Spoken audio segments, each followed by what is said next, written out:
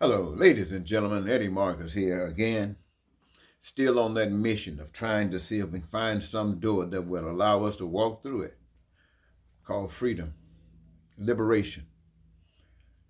Trying for a long time. Should I say a lifetime? I guess it's one of those walks that only end at the end of life.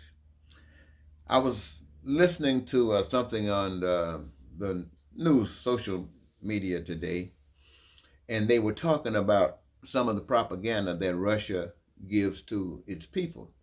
Excuse the shadow here. My lighting is kind of poor, but it's all right. And some of the conversation is kind of familiar. They say Russian media and the sources that deliver the information to the people basically saying that the people in Ukraine would be welcoming them and receiving them as almost they've been waiting for them to come and, so to speak, liberate them. And that information given on top of so much other information that is being given, and the people in a position and state of looseness in the mind as they are, then we see what happens. But it reminds us not to get too critical of what I just said about Russia, because if we haven't forgotten, if our mind is still good, we can remember that not too long ago, we heard that same conversation about a different country, a different power, a powerful nation that was going to go into another nation because weapons of mass destruction threat. Not only that, the, the leader there was such a threat to its own people, and that their people, when we go in, exerting ourselves, the people would be so excited about it, so thankful that they would be perhaps passing out roses, maybe Valentine's Day candy. I just added that. But that worked pretty good for many of the people who heard that message. Not for everyone, but for most. And so the thing went in and it came out like it was known to come out by those who guided it in. So you ask yourself, what is it that allowed both nations, one authoritarian and another a democracy, to use the same script to go into a country and violating that country's sovereignty, just violating? What is it that allows that to happen? And then each one claims to be proper. Each one claims to be fitting, the most appropriate one, the one that represents divine. Then you ask yourself, well, what do the people get out of it? The people who they're supposedly protecting, the ones that they're supposedly sponsoring. I mean, what do they get out of it? The viciousness, the death toll, all this pain and suffering that's pushed down, thwarted down on people, in their name, in your people's name. What do you get out of it? You see, the thing of it is, ladies and gentlemen, the truth be told, is that it's the same coin, different sides, but it's the same coin going the same way. Needs both of them to get there. So the message, as I sit there and I was listening to this and I'm thinking about it, then they go on and they bring in some tradition as far as the church is concerned. I think that the message that, or the video that I was seeing probably had to do with a kind of state church.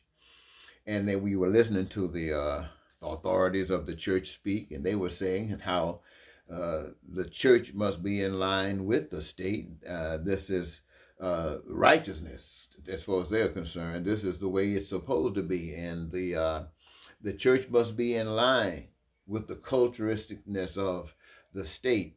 And this is what the church of in Russia are doing, and they all of them agreeing on it, like state church. I guess something like that Trump wanted. That would be a difficult thing here, wouldn't it?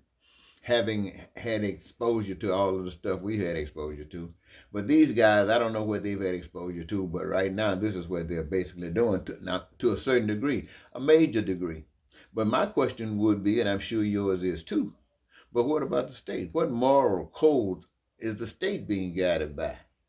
See, over here in a democracy, or should I say, where Christianity, a different type of faith, where it exists, it's supposedly based on the premise that people are equal, that people are to unite and receive the best that life has to offer because they unite and work together for that cause, not out of fear, but out of joy, out of joy. On the other side, then saying you do what the leader says, because the leader is boss. So what they're basically doing over there is reducing God to whoever's in charge over there. And you got a dictator, so they're reducing God to the under the authority of a dictator. Whereas here, our understanding and our faith is that we're to live before the people. Live before the people. Talk, yes, but live out what we speak before the people so that the people can see exactly what the words mean. Sometimes things are going to be difficult to achieve, sometimes they're not. But when those difficult times, that's cool. That's just where we are rugged at. Rugged. We need to be smoothed out. And we stick with it. Why? Because it's right. And it works for all of us. And as people begin to understand this, then it will become much, much easier. Well, these are the kind of things that we have to encounter. I wonder, I don't know for sure, looked it up, if on dictators, if you have the right to own guns, or if they can have the authority to just tell you no guns, and is that it? I mean, I wonder how Americans would feel not having guns. I wonder how would you feel having given up your right to own guns. I wonder how would you feel if you had before you whether you should wear a mask or not under a dictator, and the dictator say you must wear a mask. I wonder would you be able to walk around and say, I'm not wearing a mask. I wonder would you be able to do that. I just wonder, that's all. Or if you wanted to wear a mask because you thought it was whatever, and the state say no mask wearing, and you had to walk around with no mask, scared everywhere you go, that you on your path to death. You know, these are the kinds of things that we deal with every day, ladies and gentlemen. But the power that the one receives, I constantly am reminded that the power that the one that talks about killing, I call it evil. I call it ungodly. The power that they get comes from the people.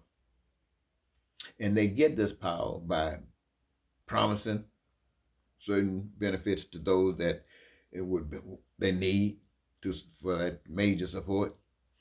Then they break it down and reward others a certain this and that. Sometimes pay for their schooling, sometimes pay their rent, a mortgage or whatever. And sometimes, you just have to give them welfare. All this is how you manipulate the system to be able to have that kind of power. People buy into it. On the other hand, the way you do it is understand that everything belongs to everybody. So you can't over here say, I own this, we all own this. And what do we own it for? For what it can be used for. And so what do we use it for? We didn't recognize that. We know it because we benefit from it. And we have always been able to cause the manifestation. The difference between it now is that now we recognize that we're not doing it for money. And let me tell you why. As long as money exists, ladies and gentlemen, you can't count on anything. Because everything is really wrapped around money. Really. That's why Donald Trump is still out. They don't really know whether he got money or not, but he represents folks who got money. That's why he's still out there running around, the devil turning loose, throwing gas on all the fires. That's why that kind of stuff happens. Money causes this to happen. How do you think all of these guys in the United States Congress, let's say the senators, let's say the Republican senators, how do you think they went from talking about Donald Trump was a devil to, as some people say, licking his boots? You don't think they love that man, do you? You don't think they just did that, do you?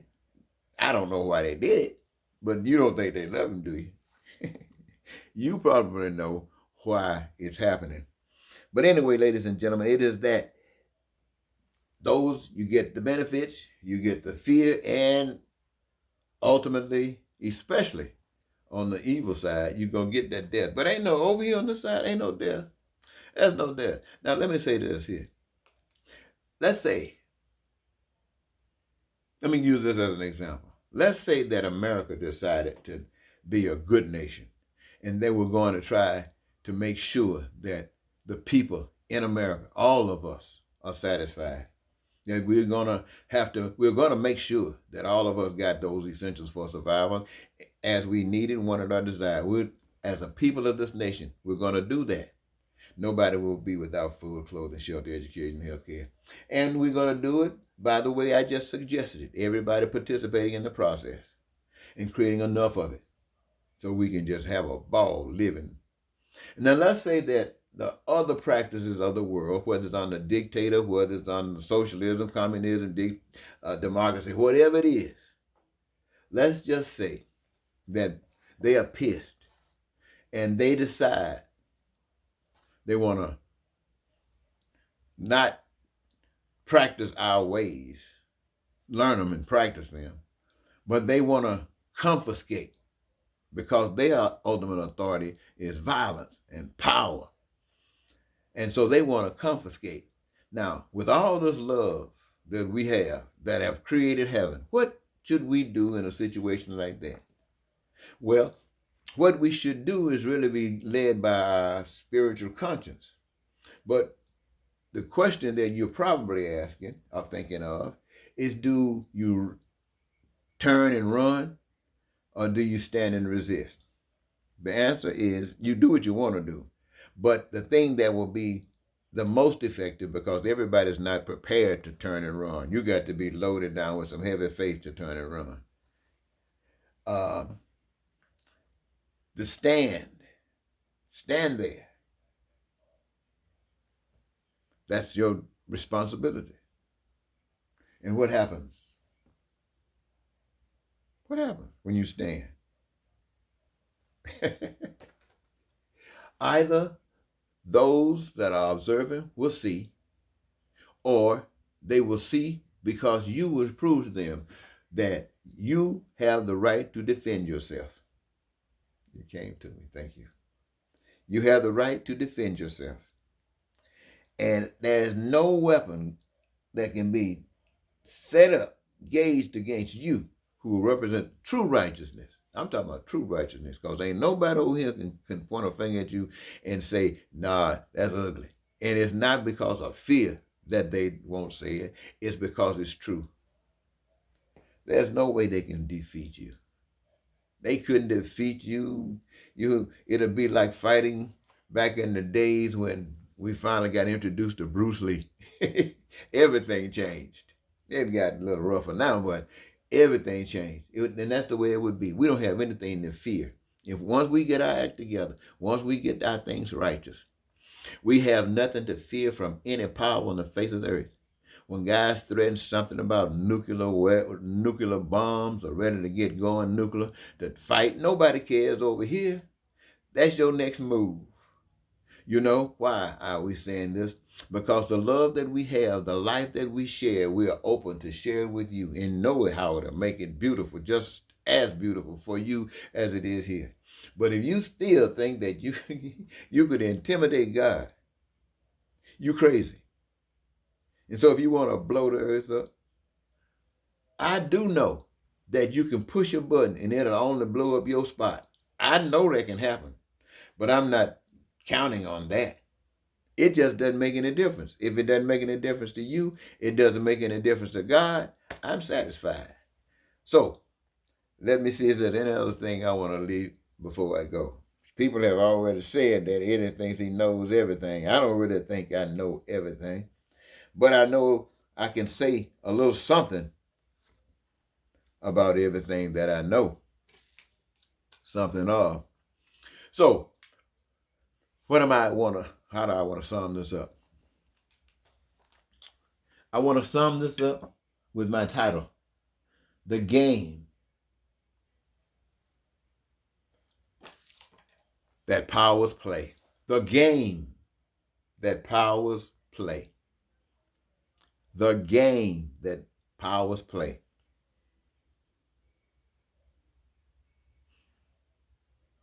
In America, we have a couple of standards of living.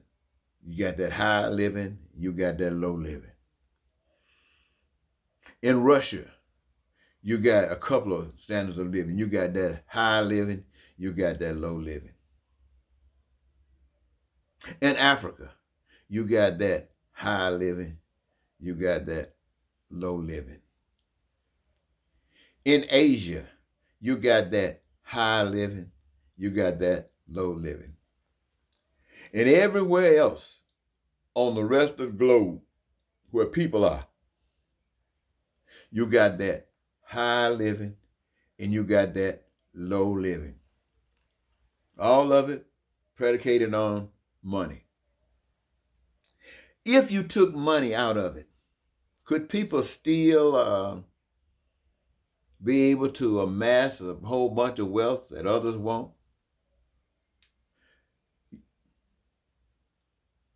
Well, it depends again upon the system that you choose. If you choose the same system but just eliminate money, but the same system, then you can do the same thing that you've been doing all the time because you found another substitute for the money. But if you're using it, if it's a different, totally different reason.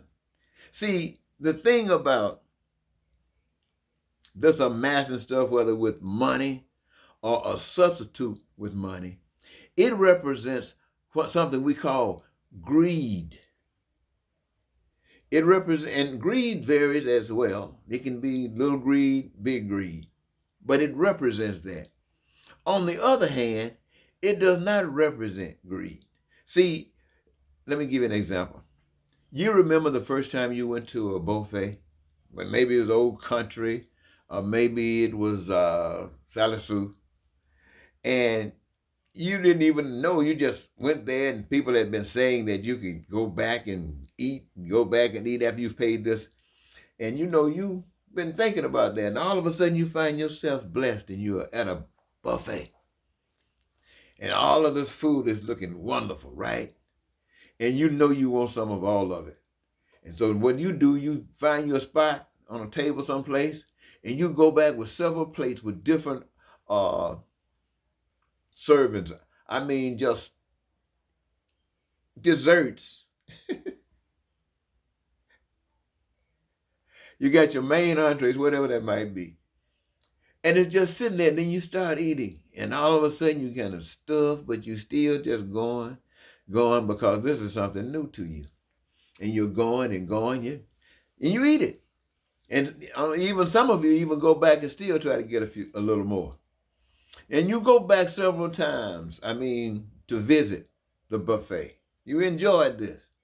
But one time you went to the buffet and you had something else on your mind, so you didn't have enough time to be racking up all this food. So you just got your server of just say a regular whatever, and you took your seat and you were maybe speaking and talking to others and enjoying your meal. And when you finished your meal, you felt full. You felt complete. You said, whoa.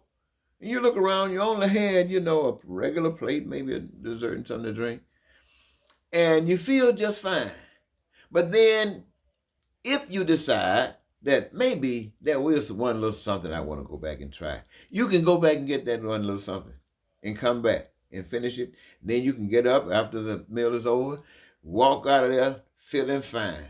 You do that several times, and then you realize, why were you going back getting all those plates?